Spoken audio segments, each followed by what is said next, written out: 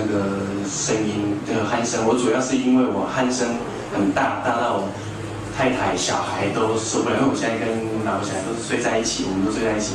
那我女儿呢，她现在小一，那是睡到半夜呢，她会把我摇醒，说：“爸爸，你会不会要打呼这样子？”然后那因为我太太是已经习惯了，我是因为这个原因，所以我是去就是去那个做呼吸，去新美医院做那个呼吸的那个检测。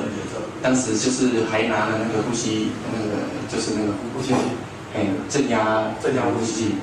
待1个礼拜，我觉得我老婆说很有帮助，根本没声音。可是呢，我不想要一直带着那个东西，而且带地板的时候有帮助，所以我觉得这应该是有用的。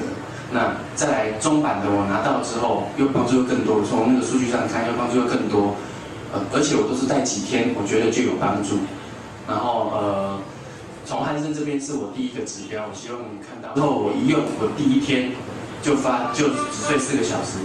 睡到天亮，因为我睡到第3版高版的时候呢，我觉得很大的改变是，我自己不知道鼾声是什么样，只能从这个仪器上面看到，量测看到。但是呢，我睡得很饱，这件事情是我自己感觉。